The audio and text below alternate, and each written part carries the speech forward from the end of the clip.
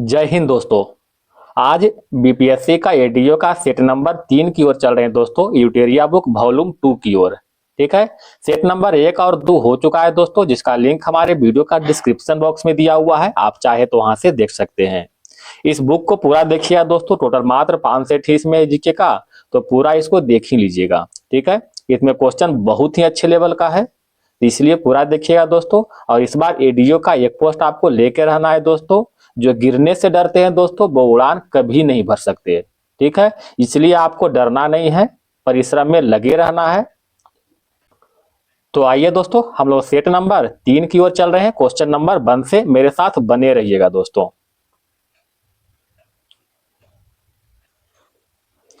निम्नलिखित ग्रहों के घनत्व के बढ़ते क्रम में व्यवस्थित करें। तो घनत्व के बढ़ते क्रम में करा दोस्तों, तो सबसे अधिक घनत्व वाला ग्रह कौन है दोस्तों? हमारा पृथ्वी है। तो सबसे लास्ट में तो एक ही दिख रहा है, पृथ्वी। ऑप्शन नंबर बी हो जाएगा। ठीक है, शनि, मंगल, बुध और पृथ्वी। क्वेश्चन नंबर 2, लेब्राडोर धारा के बारे में निम्नलिखित में दिए गए कथन पर विचार करें। लेब्राडोर धारा के बारे में बताना है दोस्तों। कहता है यह एक ठंडी समुद्री धारा है, सही है। यह उत्तरी अमेरिका के पूर्वी तट के साथ बहती है, ये भी सही है। यह न्यू फाउलैंड के पास गल्फ स्ट्रीम से मिलती है, ये भी सही है। अतः ऑप्शन नंबर क्या हो जाएगा? 1, 2, 3, ऑप्शन नंबर डी हो जाएगा। ठीक है, लेब्राडोर एक है दोस्तों कैनारी। ठीक है, एक और है दोस्तों बेंगुएला। ये तीनों जो है ठंडी जलधारा है। और ठंडी जलधारा कहाँ का है दोस्तों? अटलांटिक महासागर का ठंडी जलधारा है। अटलांटिक महासागर का ठंडी जलधारा है। ठीक है, क्वेश्चन नंबर 3, ब्लैक रोलर के बारे में निम्नलिखित में से कौन सा कथन गलत है? गलत कथन को चुनना है। कहता है यह एक गर्म हवा है, सही है। इसमें धूल होती है, ये भी सही दोस्तों। यह उत्तरी अफ्रीका में चलती है, ये गलत है। यह उत्तरी अफ्रीका में चलती है, यह उत्तरी अमेरिका में चलती है। ठीक है, उत्तरी अमेरिका में। ठीक है, तो ऑप्शन नंबर सी जो होगा गलत हो जाएगा। ठीक है, क्वेश्चन नंबर 4, कोयना नदी के बारे में निम्नलिखित कथनों पर विचार करें। यह पश्चिम घाट से निकलती है, यह कह रहा है पश्चिमी घाट से निकलती है, सही है। यह कृष्णा नदी के दाहिनी सहायक नदी है, ये भी सही है। ऑप्शन नंबर क्या हो जाएगा? सी हो जाएगा। क्वेश्चन नंबर 5, निम्नलिखित में कौन सी गहन खेती का एक मुख्य विशेषता है? गहन खेती का मुख्य विशेषता प्रति हेक्टेयर उच्च उपज। ठीक है, प्रति हेक्टेयर उच्च उपज, ऑप्शन नंबर सी हो जाएगा। लौह अयस्क खनन के संबंध में निम्नलिखित जिलों पर विचार करें। ठीक है, विचार करना है दोस्तों। कहता बालाघाट, शिमोगा, रत्नागिरी। इसमें से कह रहा है दोस्तों उपरोक्त में से जिलों में से जो है लौह अयस्क खनन के लिए जाने जाते हैं। तो लौह अयस्क खनन के लिए एक शिमोगा हो जाएगा, एक रत्नागिरी। ऑप्शन नंबर सी हो जाएगा। क्वेश्चन नंबर बढ़े 7 की ओर। निम्नलिखित में कौन सी महान झील ग्रेट लेक पूरी तरह से संयुक्त राज्य अमेरिका के अंदर है? ठीक है, तो सुपीरियर, हुर्रन, एक मिशिगन, एक ओंटारियो। ठीक है, तो इसमें मिशिगन झील जो है यूएसए में पूरी तरह से है। बाकी सुपीरियर, हुर्रन और ओंटारियो जो है अमेरिका और कनाडा के सीमा पर स्थित है। ठीक है, यूएसए एंड कनाडा के सीमा पर स्थित है सुपीरियर, हुर्रन और ओंटारियो झील। याद रखिएगा दोस्तों। क्वेश्चन नंबर 8, पिग्मी मुख्य रूप से दुनिया के किस क्षेत्र में पाए जाते हैं? कहता है पिग्मी जो है मुख्य रूप से दुनिया के किस क्षेत्र में पाए जाते हैं? तो कांगो बेसिन में। ठीक है, कांगो बेसिन में। हम कुछ जनजाति के बारे में डिस्कस करते हैं दोस्तों, ध्यान दीजिएगा, शायद आपको दिख रहा होगा। एस्किमो जनजाति जो है ग्रीनलैंड, उत्तरी कनाडा, अलास्का और पूर्वी साइबेरिया में निवास करता है। एक है दोस्तों टुआग्रेस, ये कहाँ के हैं? सहारा के हैं। पिग्मी जो है कांगो बेसिन और जायरे में निवास करते हैं। योकुटस दक्षिण मध्य कैलिफोर्निया में। ठीक है, मायोस ये कहाँ का है दोस्तों? उत्तर पश्चिमी भारत में। बुरियाक, बुरियाक जो है साइबेरिया, रूस और मंगोलिया में, ये सभी क्षेत्रों में पाए जाते हैं। तो इसको याद रखिएगा। तो इसका आंसर क्या हो जाएगा दोस्तों? पिग्मी जो है Congo basin, option number B हो जाएगा। ठीक है, क्वेश्चन नंबर 9 की ओर चलते हैं दोस्तों, मेरे साथ बने रहिएगा दोस्तों। और वीडियो पसंद आए दोस्तों तो प्लीज एक लाइक जरूर कीजिएगा। स्वर्ण क्रांति के बारे में नीचे दिए गए कथनों पर विचार करें। कहता है स्वर्ण क्रांति के बारे में, इसमें इससे जो है फल सब्जी उत्पादन बड़ी बढ़ोतरी हुआ, ये सही है। इसने भारतीय कृषि के विविधीकरण की मदद की है, ये भी सही दोस्तों। यह क्रांति मुख्य रूप से खाद्यान्नों से जुड़ी है। ये गलत है दोस्तों, यह क्रांति खाद्यान्न से नहीं, फल और सब्जी के उत्पादन से जुड़ा हुआ है। तो एक और दो सही है, ऑप्शन नंबर एक हो जाएगा। कुछ क्रांति देख लेते हैं दोस्तों, देखिएगा कुछ क्रांति देख लेते हैं, ठीक है। शायद आपको दिख रहा होगा दोस्तों, ठीक है। जैसे आप देख रहे हैं दोस्तों, काली क्रांति का संबंध पेट्रोलियम से है, नीली क्रांति का संबंध मछली उत्पादन से, भूरी क्रांति का संबंध चमड़ा और कोको से है, ठीक है। स्वर्ण क्रांति का संबंध किससे दोस्तों? बागवानी से है। सुनहरी फाइबर क्रांति का संबंध जूट से है। एक है दोस्तों हरित क्रांति का संबंध, ये जो खाद्यान्न से। गुलाबी क्रांति का संबंध झींगा मछली से। लाल क्रांति का संबंध मांस और टमाटर से। चांदी क्रांति या फिर सिल्वर क्रांति कह सकते हैं, अंडा और मुर्गी पालन से दिया हुआ दोस्तों। एक है दोस्तों श्वेत क्रांति का संबंध दूध से है। पीली क्रांति का संबंध तिलहन से। इसलिए सब याद रखिएगा दोस्तों, बड़ा ही इंपॉर्टेंट है। क्वेश्चन नंबर 10 की ओर चलते हैं। 10 में कह रहा है दोस्तों, नीचे दिए गए कथन ए और कारण आर के लिए सही विकल्प चुने। नागार्जुन सागर जो है कृष्णा नदी पर बना एक बहुउद्देशीय परियोजना है, ये बिल्कुल सही है। यह मुख्य रूप से सिंचाई, बिजली उत्पादन और बाढ़ नियंत्रण के लिए बनाया गया है, ये भी सही है। तो ऑप्शन क्या हो जाएगा दोस्तों? ए और आर दोनों सही है, और दोनों का व्याख्या भी जो है सही ढंग से कर रहा है, ठीक है। Question number 11। एक लड़का 3 किलोमीटर पूरब की ओर चलता है, फिर 4 किलोमीटर पश्चिम की ओर। तो कहता है उसकी कुल दूरी 7 किलोमीटर है, ये तो सही हो गया दोस्तों। उसका विस्थापन जो है 1 किलोमीटर पश्चिम की ओर है। इसको देखिए विस्थापन, पहले विस्थापन निकालते हैं दोस्तों। विस्थापन कहते हैं दोस्तों कि जहां से कोई भी चीज चलना शुरुआत किया और अंतिम बिंदु तक, यानी शुरू से लेकर अंतिम बिंदु तक जो सबसे छोटी दूरी होगा उसी को विस्थापन कहते हैं। जरा इसमें देखते हैं, एक लड़का 3 किलोमीटर जो है यहाँ से पूरब की ओर चला, ठीक है, ये 3 किलोमीटर हो गया, ठीक है, यहाँ पर आकर रुक गया। फिर कहता है 4 किलोमीटर जो है पश्चिम की ओर चलता है, फिर यहाँ से 4 किलोमीटर पुनः पश्चिम, पश्चिम इधर हो जाएगा, तो 4 किलोमीटर पश्चिम चला है, ठीक है। आपको यहाँ आ गया। अब देखिए 3 है, ये 4 है, बताइए इसका डिफरेंस कितना आ गया दोस्तों? 1 किलोमीटर। यानी यहाँ से यहाँ तक की दूरी जो है 1 किलोमीटर, सबसे न्यूनतम दूरी तो यही होगा। अतः विस्थापन जो है पश्चिम की ओर 1 किलोमीटर, ये बिल्कुल सही है, ठीक है। तो ऑप्शन नंबर क्या हो जाएगा? सी हो जाएगा, याद रखिएगा। Question number 12। बल के मात्रात्मक परिभाषा गति के किस नियम से ली गई है? बल के मात्रात्मक परिभाषा जो है गति के दूसरा नियम से लिया गया है, ठीक है। बल का परिभाषा जो है न्यूटन के प्रथम नियम से लिया गया है, और बल का मात्रात्मक परिभाषा जो है न्यूटन के दूसरा गति नियम से लिया गया है। इसी को जो है जड़त्व के नियम भी कहते हैं, ठीक है, जड़त्व के नियम कहते हैं। Question number 13। निम्नलिखित में कौन सी स्थिति विराम के जड़त्व को सबसे अच्छी तरह दिखाती है? तो विराम के जड़त्व को सबसे अच्छी तरह से जो है, जब बस अचानक चलना शुरू होती है तो यात्री पीछे की ओर झुक जाता है। ये तो आप खुद ही देखे होंगे दोस्तों कि अगर बस रुका हुआ है, जब अचानक चलना शुरू होता है तो हम लोग पीछे की ओर झुकते हैं, ठीक है। अगर बस चल रहा है, अचानक रुका, तो हम लोग आगे की ओर झुकते हैं, ठीक है। तो जब बस चल रहा है और रुका तो वो हो गया गति का जड़त्व। जब बस रुका हुआ है और अचानक चला तो क्या हो गया दोस्तों? विराम जड़त्व हो गया। ऑप्शन नंबर 1 हो जाएगा। Question number 14।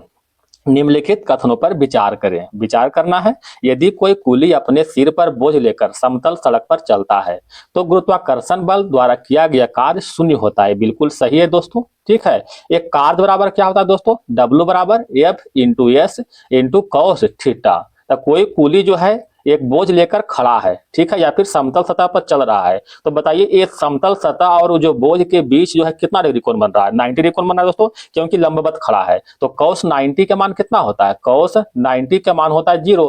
अब cos 90 के मान यहाँ 0 रखेंगे तो 0 इंटू समथिंग जो भी करेंगे तो क्या हो जाएगा? 0 हो जाएगा। तो पूरा कार्य क्या हो गया दोस्तों? 0 हो गया, ठीक है। तो किया गया कार्य केवल बल पर निर्भर करता है, गलत है दोस्तों। ये जो किया गया कार्य जो है W है, F और S दोनों पर निर्भर करता है, ठीक है। यानी कार्य पर भी करेगा, यानी इसका जो बल पर भी करेगा, और S विस्थापन मतलब पर भी करेगा, ठीक है। तो ये जो है गलत हो गया, ठीक है। तो ऑप्शन नंबर 1 जो है बिल्कुल सही है, 1। Question number 15। सूची 1 को सूची 2 से जो है मिलान करना है। मिलान कीजिएगा दोस्तों। जल विद्युत में क्या होता है? गिरते पानी से ऊर्जा। गति ऊर्जा, गति की ऊर्जा। अस्थिर ऊर्जा में स्थिति के कारण ऊर्जा, ठीक है। इस तरह से ऑप्शन नंबर 1 हो जाएगा। निम्नलिखित कथनों पर विचार करें।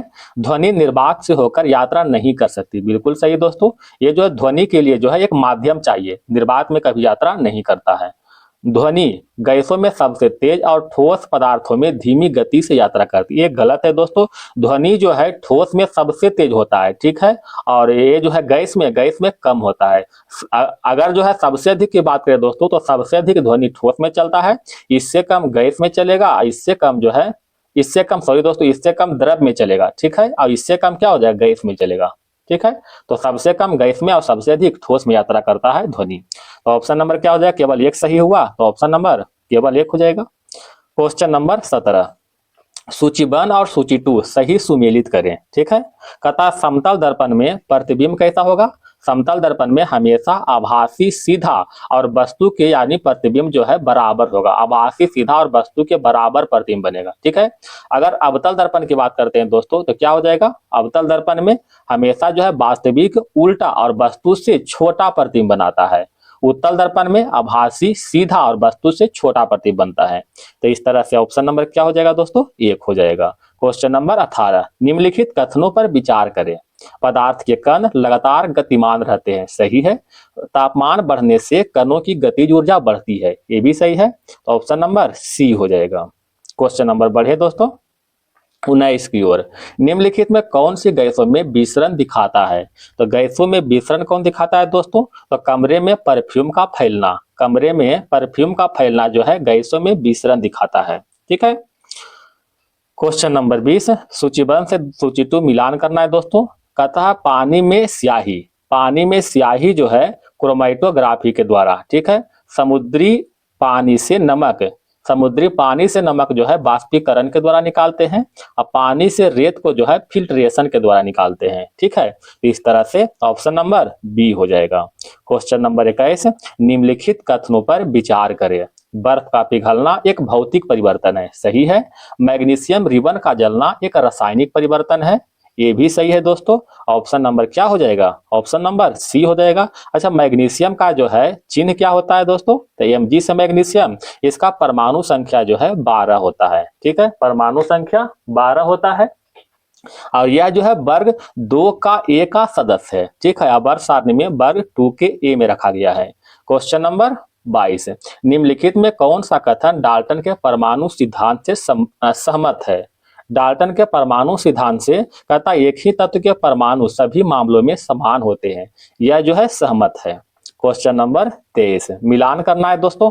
हाइड्रोजन का संयोजकता जो है 1 होता है, ऑक्सीजन का 2, और कार्बन का क्या होता है दोस्तों, 4 संयोजकता होता है, यानी ABC हो जाएगा, 1 2 3, ऑप्शन नंबर 1 हो जाएगा। क्वेश्चन नंबर 24 की ओर आते हैं दोस्तों। 24 में कह रहा है माइटोकॉन्ड्रिया, ठीक है। माइटोकॉन्ड्रिया जो है कोशिका का पावर हाउस कहते हैं। राइबोसोम में प्रोटीन का संश्लेषण होता है, और केंद्रक जो है कोशिका के कंट्रोल सेंटर होता है। इस तरह से ऑप्शन नंबर क्या हो जाएगा दोस्तों, ऑप्शन नंबर देखिएगा, ऑप्शन नंबर 1 हो जाएगा। क्वेश्चन नंबर बढ़े 25 की ओर। निम्नलिखित कथनों पर विचार करें। पौधे की कोशिकाओं में एक कठोर कोशिका भित्ति होती है, जानवरों की कोशिकाओं में नहीं होती है, ये बिल्कुल सही है दोस्तों। पौधे की कोशिका में कठोर कोशिका भित्ति होती है, जानवरों में नहीं होती है। क्लोरोप्लास्ट सभी जानवरों की कोशिका भित्ति में मौजूद होते हैं, ये गलत है दोस्तों। क्लोरोप्लास्ट जो है केवल पौधे की कोशिका भित्ति में होते हैं, ना कि जानवरों के, गलत दिया हुआ है, तो केवल एक जो है सही होगा। क्वेश्चन नंबर आते हैं 26 की ओर। निम्नलिखित में कौन से पौधे में एक सरल अस्थायी उत्तक नहीं है। एक सरल अस्थायी उत्तक नहीं है, तो इसमें क्या हो जाएगा दोस्तों, जाइलम, ठीक है। जाइलम एक होता है फ्लोएम, दोनों जो है जटिल अस्थायी उत्तक है, ना कि सरल अस्थायी उत्तक। ऑप्शन नंबर डी हो जाएगा। अगर पूछेगा कौन सा एक जटिल अस्थायी उत्तक है, तो जाइलम और फ्लोएम हो जाएगा। अब पैरेन कायमा, कोलेन कायमा और अस्क्लेरन कायमा एक सरल अस्थायी उत्तक है। ये सेट में क्वेश्चन बहुत जगह पूछा गया है दोस्तों, ठीक है, विश्वास कीजिए, इसको ध्यान रखिएगा, ठीक है, बहुत बार पूछा गया है सेट में। क्वेश्चन नंबर 27 कहता मुंह जो है स्टार्च के पाचन का शुरुआत करता है, ठीक है। मुंह से जो है स्टार्च के पाचन का शुरुआत होता है। पेट में क्या होता है दोस्तों, पेट से जो है शुरुआती प्रोटीन का पाचन होता है, और बड़ी आंत से जो है पानी का अंतिम अवशोषण होता है, ठीक है। तो ऑप्शन नंबर क्या हो जाएगा, बी हो जाएगा। क्वेश्चन नंबर 28, निम्नलिखित कथनों पर विचार करें। निम्नलिखित कथनों पर विचार करें। कहता एरोबिक श्वसन में ग्लूकोज पूरी तरह से CO2 और पानी में टूट जाता है। ये बिल्कुल सही है। मांसपेशियों में अवयवीय श्वसन में लैक्टिक एसिड बनता है। ये भी सही है दोस्तों। अतः ऑप्शन नंबर सी हो जाएगा। ठीक है, ऑप्शन नंबर सी। निम्नलिखित कथनों पर विचार करें। विचार करना है। जाइलम जड़ की पत्तियां तक पानी और खनिज पहुंचाता है। जाइलम जो है जड़ की पत्तियां तक पानी और खनिज पहुंचाता है, ये सही है। और अभी बताए हैं जाइलम और एक फ्लोएम दोनों जो है जटिल स्थायी ऊतक है। कहता है फ्लोएम पत्तियों में भोजन को दूसरे हिस्सों तक केवल नीचे की दिशा में पहुंचाता है। एक गलत है दोस्तों और एक केवल सही है। ऑप्शन नंबर एक हो जाएगा सही। क्वेश्चन नंबर 30, निम्नलिखित में से कौन सा एक सही सुमेलित है। ठीक है, सही सुमेलित करना है। कहता है अमीबा, अमीबा में जो है द्विविखंडन होता है। द्विविखंडन की क्रिया अमीबा में। ठीक है, और मुकुलन की क्रिया जो है हाइड्रा में होता है। मुकुलन की क्रिया हाइड्रा में, विखंडन की क्रिया जो है स्पाइरोगाइरा में होता है। ठीक है, और ईस्ट में क्या होता है दोस्तों, ईस्ट में भी मुकुलन होता है। ईस्ट में मुकुलन होता है यानी बीजाणु निर्माण नहीं होता है। तो कहता कौन सा सही सुमेलित है, तो ऑप्शन नंबर सी जो है सही सुमेलित है।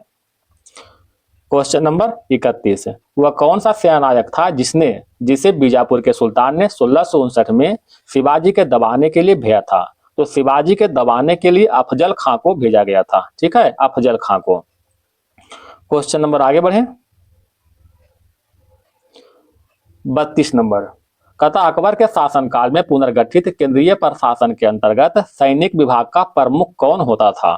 तो सैनिक विभाग के प्रमुख Mir Bakhshi. Option number B हो जाएगा, मीर बख्शी। ठीक है, अगर दीवान की बात करते हैं दोस्तों तो यह वित्त और राजस्व विभाग के प्रमुख था। कौन था दोस्तों, वित्त और राजस्व विभाग के प्रमुख। राजस्व विभाग के प्रमुख दीवान था। अगर मीर समन की बात करते हैं दोस्तों तो यह शाही घराने, महलों और कारखानों की जरूरतों को देख रेख करता था। एक है दोस्तों सद्र उस सद्र, इसका कार्य क्या था, यह धार्मिक मामलों, दान पुण्य और न्याय विभाग के प्रमुख था, सद्र उस सद्र। क्वेश्चन नंबर 33, निम्नलिखित में किस सुल्तान ने ईरान के राजतंत्रीय परंपराओं को ग्रहण किया तथा उसने भारतीय वातावरण से समन्वित किया है। किसने किया था दोस्तों, तो इल्तुतमिश ने किया है। ठीक है, इल्तुतमिश की बात करते हैं दोस्तों, इसके द्वारा ही इक्ता प्रणाली यानी इक्ता प्रथा को शुरुआत किया गया था। इक्ता प्रथा को। ठीक है, तुर्कान चिहलगानी की स्थापना इल्तुतमिश के द्वारा ही किया गया था और इसी के द्वारा ही अरबी सिक्कों यानी शुद्ध अरबी सिक्कों को चलाया गया, जिसके तहत चांदी का टंका और तांबे का चीतल की परंपरा शुरुआत किया गया था। ठीक है, क्वेश्चन नंबर 34, निम्नलिखित में कौन सा साक्ष्य धौलागिरी से प्राप्त हुआ है। कौन सा साक्ष्य जो है धौलावीरा से प्राप्त हुआ है, बताइएगा दोस्तों। तो कहता है जल संरक्षण के तकनीक धौलावीरा से प्राप्त हुआ है। नगर 3 भागों का विभक्त था, दुर्ग, माध्यम नगर और निचला नगर। ये भी सही दोस्तों। हड़प्पा सभ्यता का एकमात्र स्टेडियम, ये भी सही है। ऑप्शन नंबर डी हो जाएगा। ठीक है, ऑप्शन नंबर डी हो जाएगा। क्वेश्चन नंबर 35, सकुर खेड़ा का युद्ध 1724 में इसमें से किसके बीच लड़ा गया था। ठीक है, सकुर खेड़ा का युद्ध जो है, सकुर खेड़ा का युद्ध किसके बीच हुआ था दोस्तों, तो हैदराबाद के निजाम और मुगल सूबेदार मुबारिज खां के बीच। हैदराबाद के निजाम मुगल सूबेदार मुबारिज खां के बीच हुआ था। ये जो शंकर खेड़ा का युद्ध सकुर दिया दोस्तों, शंकर खेड़ा का युद्ध 1724 में हुआ था। क्वेश्चन नंबर 36, निम्नलिखित में से किस गुरु के द्वारा सिखों में पाहुल प्रथा की शुरुआत की गई थी। तो पाहुल प्रथा यानी पाहुल प्रणाली का शुरुआत जो है गुरु गोविंद सिंह के द्वारा किया गया था, जो सिखों के 10वें नंबर के गुरु थे। ठीक है, गुरु गोविंद सिंह ने इस प्रथा की शुरुआत जो है 1699 में बैसाखी के दिन किया था। ठीक है, गुरु अंगद देव की बात करते हैं दोस्तों, तो गुरु अंगद देव जो है सिखों के दूसरे गुरु थे। ठीक है, 2nd नंबर के गुरु थे। इनके द्वारा जो है गुरुमुखी लिपि का आविष्कार किया गया था तथा लंगर व्यवस्था को सुदृढ़ बनाया था। ठीक है, गुरु अंगद देव ने। गुरु तेग बहादुर की बात करते हैं दोस्तों, तो ये सिखों के 9वें गुरु थे। सिखों के 9वें गुरु, इसका हत्या जो है औरंगजेब के द्वारा करवा दिया गया था। अच्छा, गुरु अर्जुन देव की बात करते हैं दोस्तों, तो ये सिखों के 5वें गुरु थे। ठीक है, इसके द्वारा जो है आदि ग्रंथ का संकलन किया गया था। आदि ग्रंथ का संकलन किया गया था, स्वर्ण मंदिर का निर्माण भी कराया गया था। ठीक है, तथा इसको जहांगीर के द्वारा मतलब मृत्यु दिया गया था। ठीक है, क्वेश्चन नंबर 37, किस साल डेनिश ईस्ट इंडिया कंपनी ने सभी ट्रेडिंग अधिकार और प्रॉपर्टी ब्रिटिश लोगों को सौंप दिए और देश छोड़ दिया था। बताइएगा दोस्तों, 1868 में। ठीक है। डेनिश ईस्ट इंडिया कंपनी की स्थापना कब हुआ था दोस्तों? 1616 में हुआ था। ईस्ट इंडिया कंपनी की स्थापना कब हुआ था? ईस्ट इंडिया कंपनी की स्थापना 1600 में हुआ था। पुर्तगाली ईस्ट इंडिया कंपनी की स्थापना 1498 में हुआ था। ठीक है। आइए दोस्तों, क्वेश्चन नंबर 38 की ओर आते हैं। निम्नलिखित में कौन सी अस्थायी बंदोबस्त की विशेषता नहीं है? ठीक है। अस्थायी बंदोबस्त की विशेषता नहीं है, कहता अस्थायी बंदोबस्त ने भूस्वामित्व के अधिकार जमींदारों में निहित किया है, ये सही है। अस्थायी बंदोबस्त ने कृषकों की प्रथागत दखल अधिकारों को ध्यान में बनाए रखा, ये गलत है दोस्तों। ऑप्शन नंबर बी हो जाएगा। ठीक है। क्वेश्चन नंबर 39, 1857 के विद्रोह को दमन करने के क्रम में निम्न में से किस ब्रिटिश सैन्य अधिकारी की मृत्यु नहीं हुआ था? ठीक है। तो 1857 की बात कर रहा है दोस्तों, तो इसमें जो है हडसन की मृत्यु नहीं हुआ था। बाकी हैवलॉक को, कर्नल नील को और जॉन निकलसन की मृत्यु जो है 1857 के विद्रोह के दौरान ही हुआ था। ठीक है।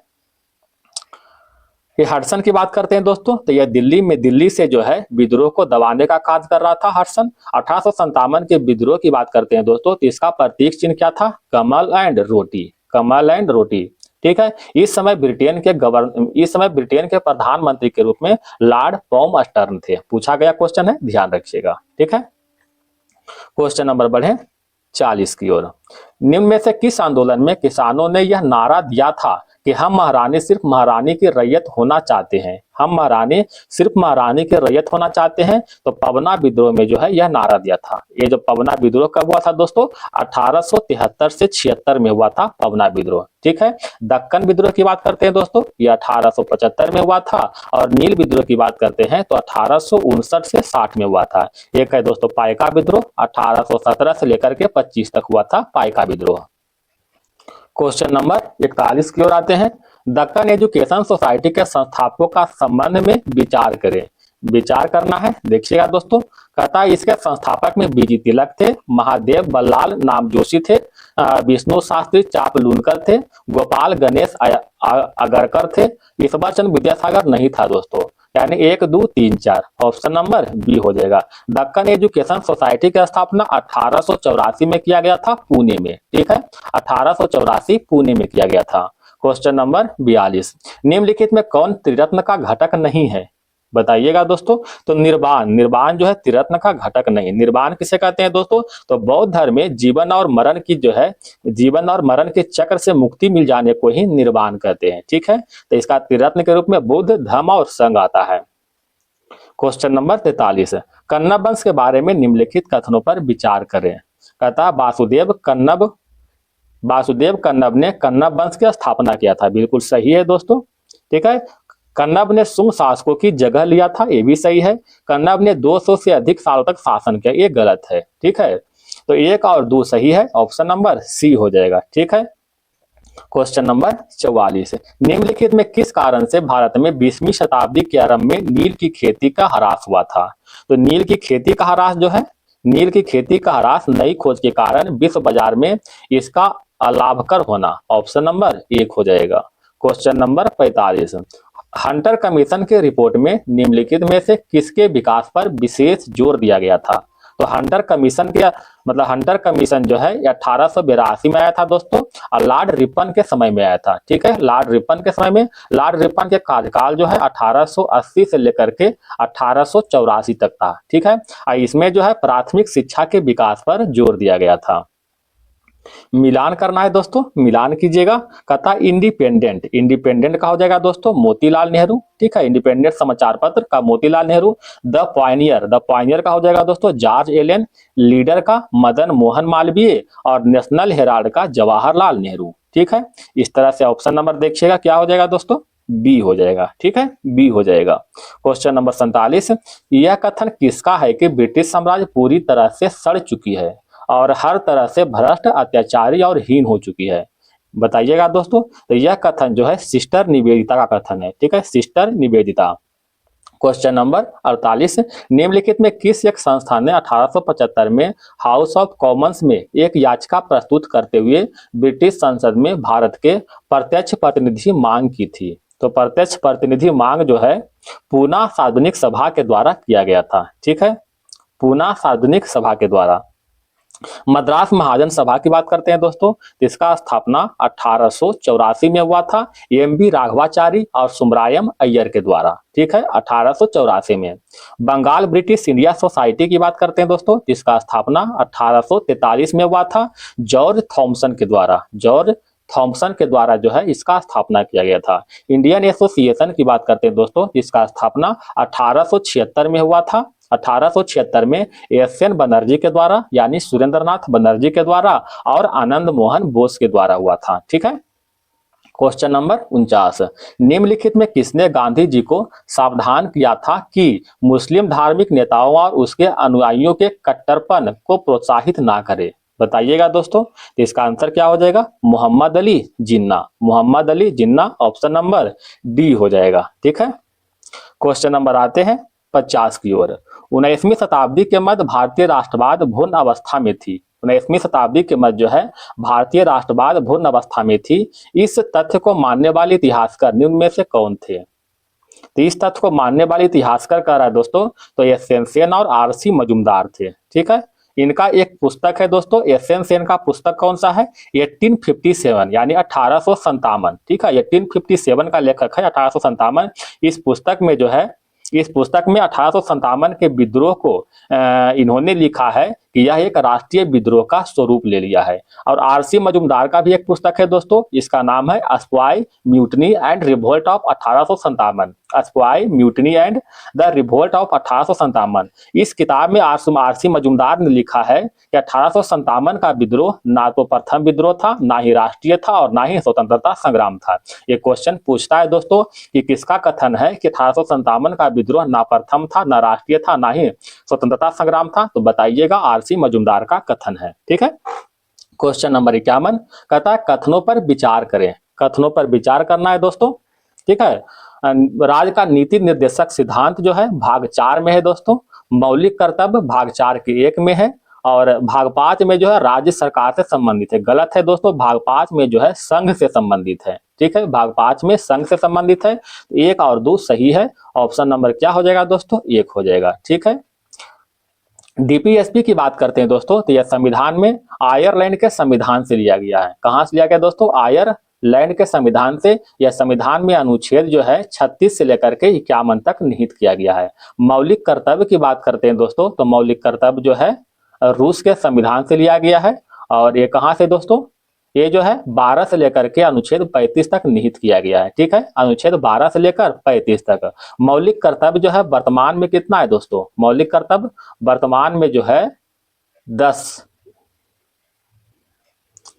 नहीं दोस्तों, 11 है मौलिक कर्तव्य। सॉरी, 11 मौलिक कर्तव्य है। ठीक है, 10 मौलिक कर्तव्य को जो है 42वां संविधान संशोधन 1976 के द्वारा जोड़ा गया है तथा 11वें मौलिक कर्तव्य को 86वें संविधान संशोधन 2002 के तहत 86वें संविधान संशोधन 2002 के तहत जोड़ा गया है। ठीक है, इसको अनुच्छेद 51 का 1 में रखा गया है। ठीक है, तो याद रखिएगा दोस्तों। क्वेश्चन नंबर बढ़े 52 की ओर।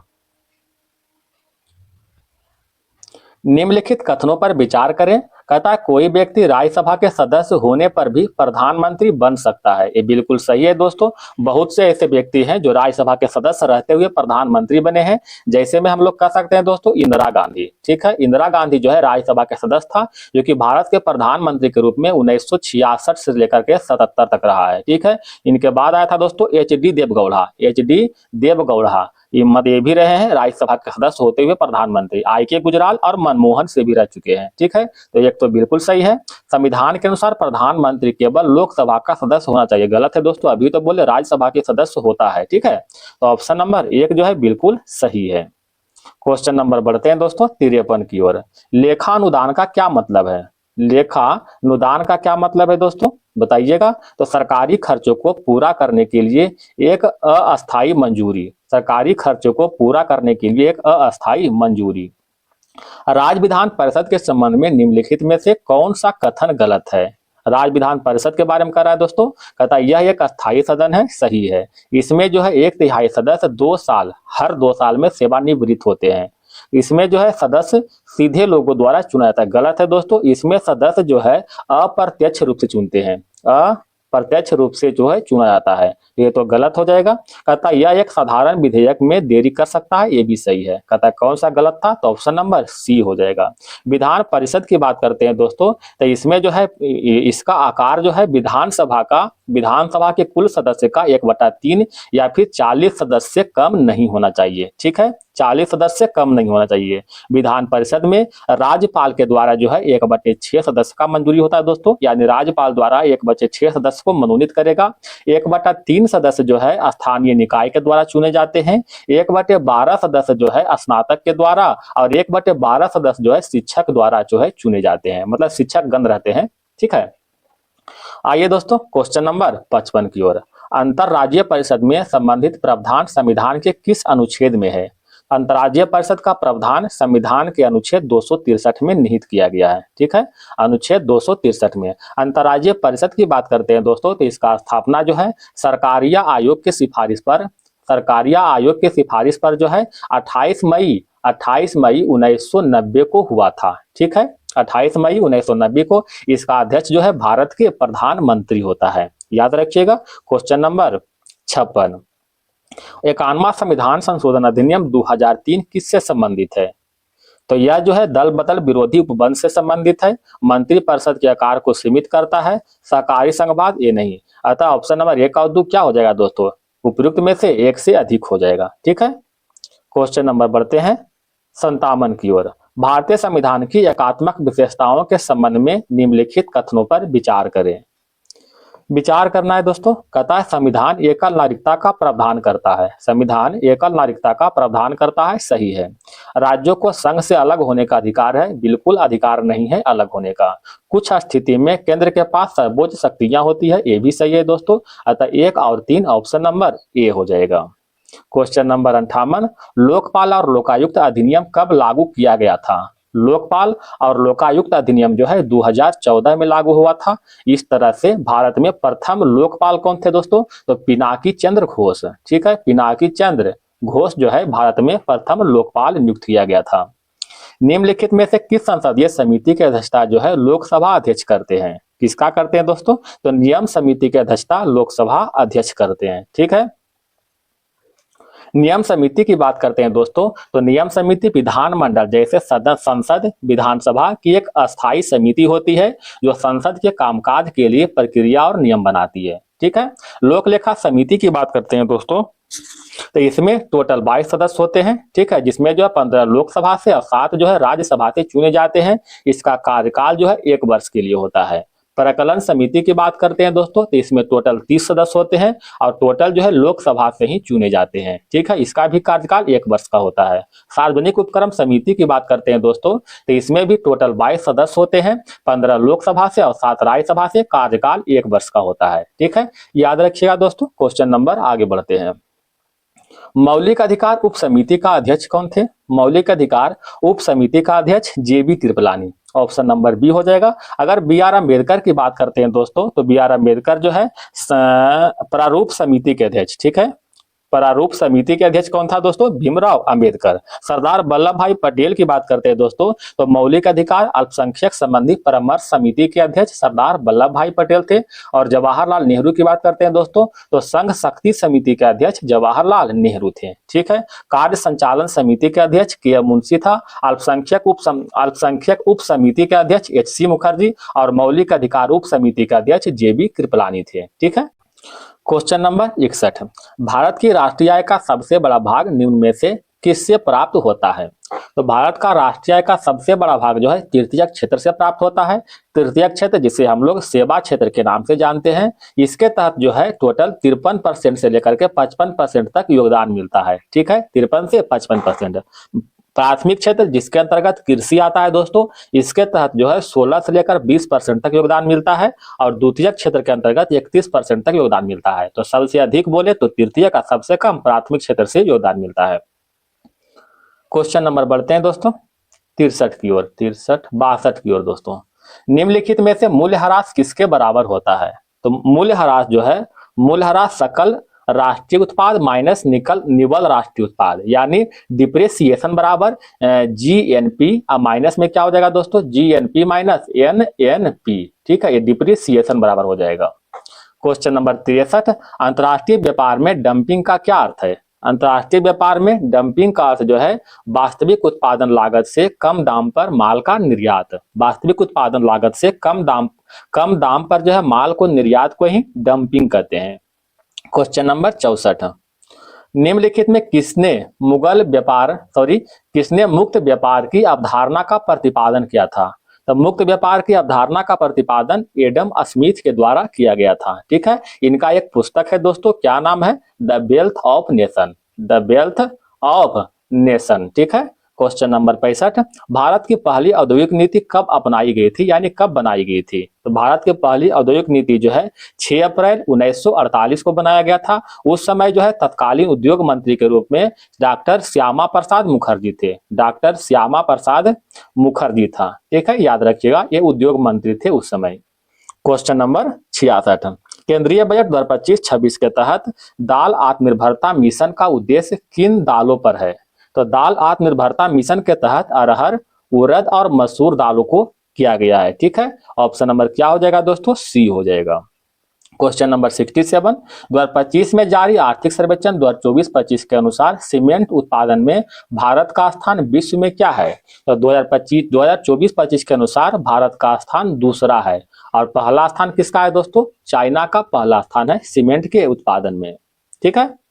क्वेश्चन नंबर 68, वैश्विक भुखमरी सूचकांक निम्नलिखित में कौन जारी करता है? वैश्विक भुखमरी सूचकांक Concern Worldwide and Welthungerhilfe के द्वारा जारी किया जाता है। वैश्विक भुखमरी सूचकांक में भारत का स्थान जो है 102वें स्थान पर है 2025 में। ठीक है। क्वेश्चन नंबर 69, बिहार में 1857 के विद्रोह जिस गांव से शुरू हुआ वह माना जाता है, बताइएगा दोस्तों। तो 1857 का विद्रोह बिहार में जो है रोहिणी गांव से मानते हैं। ऑप्शन नंबर बी हो जाएगा। ठीक है, रोहिणी गांव से। 1857 के विद्रोह का प्रतीक क्या है दोस्तों? कमल और रोटी। कमल एंड रोटी। यहाँ जो है जगदीशपुर और आरा से जो है हमारे कुंवर सिंह, ठीक है, 1857 के विद्रोह का नेतृत्व किया था जगदीशपुर और आरा से। अब यहाँ जो है क्या कहता है, पटना से कौन था दोस्तों? पटना से पीर अली नेतृत्व किया था, पीर अली। ठीक है। क्वेश्चन नंबर 70, 1912 का भारतीय राष्ट्रीय कांग्रेस अधिवेशन बिहार में कहां आयोजित किया गया था? तो 1912 के भारतीय राष्ट्रीय कांग्रेस बिहार में जो है बांकीपुर पटना में आयोजित किया गया था। ठीक है, यह जो है 27वां अधिवेशन था। ठीक है, जो कि 1912 में बांकीपुर पटना में संपन्न हुआ था। अच्छा, इसका अध्यक्ष कौन था दोस्तों? इसका अध्यक्ष RN मुधोलकर थे। पूछा गया दोस्तों, सेट में बहुत बार क्वेश्चन आया है, जैसा कि हम पढ़ा रहे हैं तो हम देखें दोस्तों, याद हमको है, बहुत बार जो सेट में आ चुका है। ठीक है, एक है दोस्तों गया अधिवेशन। गया अधिवेशन जो है 1922 में हुआ था। ठीक है, यह कांग्रेस का 37वां अधिवेशन था। ठीक है, कांग्रेस के 37वें अधिवेशन थे, जिसका अध्यक्षता जो है चितरंजन दास यानी CR दास कर रहा था। ठीक है, अगर भागलपुर की बात करते हैं दोस्तों, भागलपुर में तो नहीं हुआ था। एक हुआ था दोस्तों रामगढ़ अधिवेशन। ठीक है, रामगढ़ अधिवेशन 1940 में हुआ था। यह जो है 53वां अधिवेशन था। ठीक है, इसका अध्यक्षता जो है मौलाना अबुल कलाम आजाद कर रहे थे। ठीक है, मौलाना अबुल कलाम आजाद।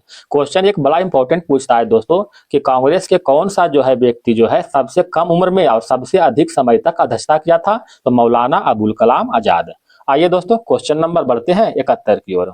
बिहार में साइमन कमीशन के खिलाफ विरोध प्रदर्शन का नेतृत्व निम्नलिखित में किस नेता ने किया था? किसने किया था दोस्तों? तो डॉक्टर अनुग्रह नारायण सिंह ने किया था। अनुग्रह नारायण सिंह ने किया था। साइमन कमीशन की बात करते हैं दोस्तों, यह भारत जो है 1928 में आया था और इसका नियुक्ति जो है 27 में हुआ था। ठीक है, बिहार में पहला व्यक्तिगत सत्याग्रह निम्नलिखित में किस नेता ने किया था? किसने किया था दोस्तों? श्री कृष्ण सिंह ने किया था। ठीक है, श्री कृष्ण सिंह। क्वेश्चन नंबर आते हैं 73 की ओर। मुनीम खां को किस मुगल शासक ने बिहार का गवर्नर नियुक्त किया है? ठीक है, तो मुनीम खां को जो अकबर के द्वारा जो है गवर्नर नियुक्त किया गया था। ऑप्शन नंबर सी हो जाएगा। ठीक है, बिहार के धारवाड़ पहाड़ी क्षेत्र के बारे में निम्नलिखित कथनों पर विचार करें। विचार करना है। कहता यह मुख्य रूप से प्राचीन क्रिस्टलीय चट्टानों से बना है। सही है। यह जो है बिहार के छोटानागपुर पठार के विस्तार का हिस्सा है। यह मुख्य रूप से दक्षिणी बिहार में पाया जाता है। सही है दोस्तों, ऑप्शन नंबर डी हो जाएगा। 1 2 3। कोपेन के जलवायु वर्गीकरण के अनुसार बिहार यानी दक्षिणी बिहार में मुख्य रूप से किस प्रकार की जलवायु पाई जाती है? तो कोपेन के अनुसार दक्षिणी बिहार में AW जलवायु पाई जाती है। ठीक है, कोपेन के अनुसार बिहार में यानी दक्षिणी बिहार में AW। अगर उत्तरी बिहार की बात करें दोस्तों तो उत्तरी बिहार में CWG पाई जाती है, उत्तरी बिहार में। ये किसके अनुसार है याद रखिएगा दोस्तों, कोपेन के अनुसार। क्वेश्चन नंबर बढ़े 76 की ओर। उदयपुर वन्यजीव अभ्यारण्य बिहार के किस जिले में स्थित है? उदयपुर वन्यजीव अभ्यारण्य जो है बिहार के पश्चिमी चंपारण में स्थित है। ठीक है, बिहार के पश्चिमी चंपारण में। बिहार के कुछ अन्य जो है वन्य जीव अभ्यारण्य के नाम देख लेते हैं दोस्तों। जैसे में एक हो गया दोस्तों उदयपुर वन्य जीव अभ्यारण्य, दूसरा होगा दोस्तों रजौली वन्य जीव अभ्यारण्य, ये बिहार के नवादा में स्थित है। कुशेश्वर पक्षी वन्य जीव अभ्यारण्य दरभंगा में स्थित है। विक्रमशिला डॉल्फिन वन्य जीव अभ्यारण्य भागलपुर में स्थित है। बरेला सलीम अली पक्षी अभ्यारण्य ये वैशाली में स्थित है। ठीक है, क्वेश्चन नंबर 77। 2011 के जनगणना के अनुसार बिहार के उच्च घनत्व वाले जिलों का सही क्रम कौन सा है? तो उच्च घनत्व कहाँ का है दोस्तों? तो सबसे अधिक घनत्व जो है शिवहर का है। तो शिवहर तो एक ही में दिया दोस्तों, ऑप्शन नंबर बी। ठीक है, शिवहर से कम पटना, पटना से कम दरभंगा, दरभंगा से कम वैशाली। ठीक है, अगर सबसे कम घनत्व की बात करें दोस्तों, ये तो सबसे अधिक घनत्व यानी उच्च घनत्व के बारे में बोला। अगर सबसे कम घनत्व बोले दोस्तों तो सबसे कम घनत्व जो है कैमूर में है। ठीक है, कैमूर में। ठीक है, तो हो जाए कैमूर यहाँ देखिए दोस्तों कैमूर, जमुई, बांका। ठीक है, पश्चिमी चंपारण ये जो है सबसे कम घनत्व वाले है क्रम में है, कम घनत्व वाला का क्रम दिया हुआ है। ठीक है, तो याद रखिएगा सबसे अधिक घनत्व शिवहर का है, सबसे कम घनत्व कैमूर का है। Question number 78। बिहार के सबसे पुरानी नहर प्रणाली सोन नहर प्रणाली का निर्माण किस वर्ष हुआ? तो सोन नहर प्रणाली का निर्माण जो है 1874 में हुआ था। ठीक है, सोन नहर प्रणाली का निर्माण 1874 में। एक होता है दोस्तों कोसी नहर प्रणाली, तो कोसी नहर प्रणाली का निर्माण 1950 के दशक में हुआ था। ठीक है, और 1955 में बनकर के तैयार हो गया था। क्वेश्चन नंबर आते हैं 79। बिहार के पहले हरिजन अनुसूचित जाति मुख्यमंत्री कौन थे? तो बिहार के पहले हरिजन मुख्यमंत्री के रूप में भोला पासवान शास्त्री हो जाएगा, भोला पासवान शास्त्री। बिहार के कुछ मुख्यमंत्री देखते हैं दोस्तों, देखिएगा बड़ा इंपॉर्टेंट है, शायद आपको दिख रहा होगा। ब्रिटिश शासन के दौरान बिहार के पहले मुख्यमंत्री कौन थे? मोहम्मद यूनुस थे। ठीक है, मोहम्मद यूनुस। स्वतंत्र बिहार के पहले मुख्यमंत्री श्री कृष्ण सिंह थे। और बिहार के पहले हरिजन मुख्यमंत्री भोला पासवान शास्त्री था। बिहार के पहले स्वतंत्र मुख्यमंत्री महामाया प्रसाद सिन्हा थे। और बिहार के पहले मुस्लिम मुख्यमंत्री अब्दुल गफूर थे। ठीक है, बिहार के पहले मुस्लिम मुख्यमंत्री अब्दुल गफूर। बिहार की पहली महिला मुख्यमंत्री श्रीमती राबड़ी देवी। और बिहार के सबसे लंबे कार्यकाल वाले मुख्यमंत्री श्री नीतीश कुमार थे। अभी भी जो है नीतीश कुमार वर्तमान में जो है मुख्यमंत्री के रूप में 10वीं बार जो है शपथ लिया है। ठीक है, हमारे पलटू राम। तो आइए दोस्तों क्वेश्चन नंबर 80 की ओर चलते हैं।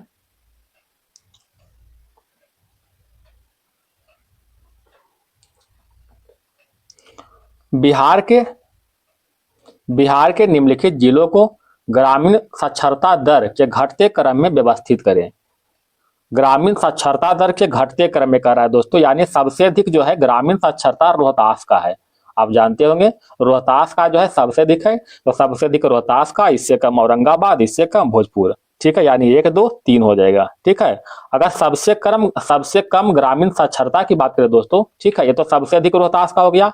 अगर सबसे कम ग्रामीण साक्षरता की बात करें दोस्तों तो वह जिला है बिहार के पूर्णिया जिला। ठीक है, यहाँ का साक्षरता दर है 48.4% और रोहतास का साक्षरता दर है 72.5%। ठीक है, अगर सबसे ज्यादा शहरी साक्षरता वाला जिला की बात करें दोस्तों तो पटना हो जाएगा, शहरी साक्षरता में पटना हो जाएगा दोस्तों। और सबसे कम शहरी साक्षरता में किशनगंज हो जाएगा। ठीक है, सबसे कम शहरी साक्षरता में किशनगंज हो जाएगा। एक बार फिर से बोलते हैं दोस्तों, सबसे अधिक ग्रामीण साक्षरता रोहतास का है 72.5%। सबसे कम ग्रामीण साक्षरता पूर्णिया का है 48.4%। सबसे अधिक शहरी साक्षरता पटना का है और सबसे कम शहरी साक्षरता किशनगंज का है। ठीक है, क्वेश्चन नंबर बढ़े 81 की ओर। ठीक है, इंदिरा गांधी शांति पुरस्कार 2024 किसे प्रदान किया गया? इंदिरा गांधी शांति पुरस्कार 2024 मिशेल बैचलेट को प्रदान किया गया। इंदिरा गांधी शांति पुरस्कार की बात करते हैं दोस्तों, तो इसका स्थापना 1986 में हुआ था इंदिरा गांधी मेमोरियल ट्रस्ट के द्वारा। इसके तहत 25 लाख की राशि नकद और एक जो है प्रशस्ति पत्र दिया जाता है। क्वेश्चन नंबर 82, निम्नलिखित में किस देश में आयोजित सम्मेलन में 72 देशों ने साइबर अपराधों से लड़ने के लिए पहली ऐतिहासिक संयुक्त राष्ट्र संधि पर हस्ताक्षर किए हैं? किसने किया दोस्तों? तो वियतनाम ने हस्ताक्षर किया है। ऑप्शन नंबर 1 हो जाएगा। क्वेश्चन नंबर 83, अक्टूबर 2025 में 22वां आसियान शिखर सम्मेलन किस देश में आयोजित किया गया है? तो 22वां आसियान शिखर सम्मेलन का आयोजन कुआलालंपुर में आयोजित किया गया है। ठीक है।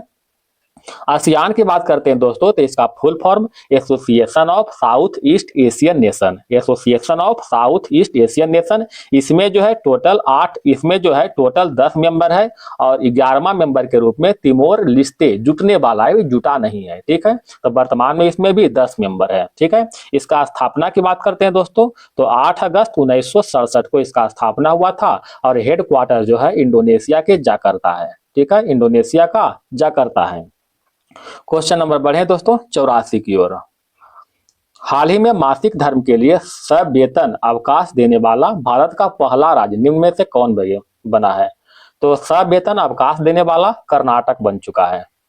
हाल ही में यूनेस्को ने किस शहर को क्रिएटिव सिटी ऑफ गैस्ट्रोनॉमी घोषित किया है? तो क्रिएटिव सिटी ऑफ गैस्ट्रोनॉमी से किसको? लखनऊ को। ठीक है, लखनऊ को घोषित किया गया है। क्वेश्चन नंबर 86, बिहार विधानसभा चुनाव 2025 के पहले चरण में कितने निर्वाचन क्षेत्रों में आयोजित किए गए थे?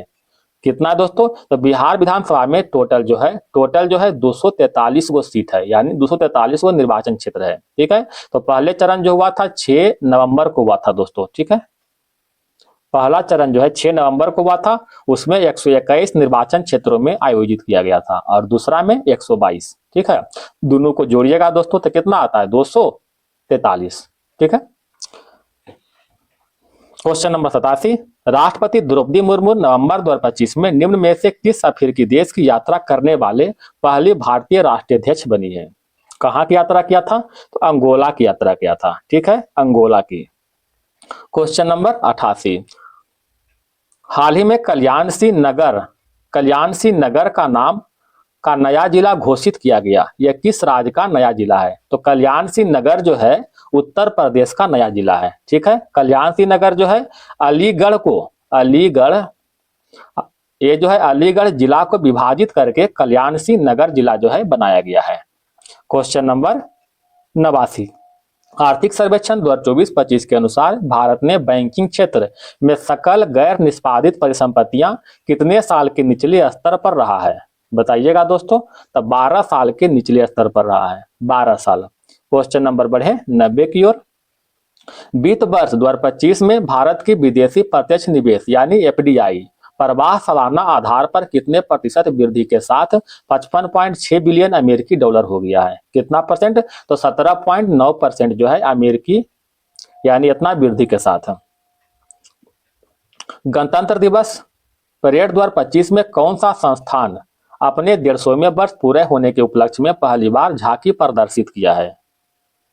भारतीय मौसम विज्ञान विभाग, भारतीय मौसम विज्ञान विभाग। क्वेश्चन नंबर 92, डॉक्टर के.एस. चौहान द्वारा लिखी गई पुस्तक parliament powers function and privilege का विमोचन निम्न में से किसके द्वारा किया गया? तो parliament powers function and privilege का विमोचन जो है जगदीप धनखड़ के द्वारा किया गया, जगदीप धनखड़। क्वेश्चन नंबर 93, हाल ही में निम्न में से किस देश ने दुनिया का सबसे शक्तिशाली हाइड्रोजन ट्रेन इंजन का विकास किया है?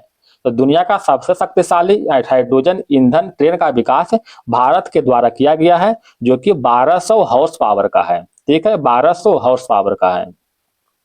क्वेश्चन नंबर 94, निम्नलिखित में किस अंतरिक्ष एजेंसी द्वारा Interstellar mapping and acceleration probe mission launch किया है?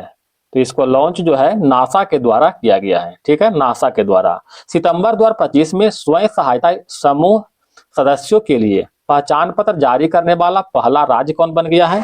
तो पहला राज्य के रूप में तमिलनाडु बन गया है। ठीक है, स्वयं सहायता सदस्यों के लिए पहचान पत्र जारी करने वाला पहला राज्य तमिलनाडु। क्वेश्चन नंबर बढ़े दोस्तों 96 की ओर। चर्चा में रही स्वामित्व योजना का संबंध निम्न में से किस मंत्रालय से है?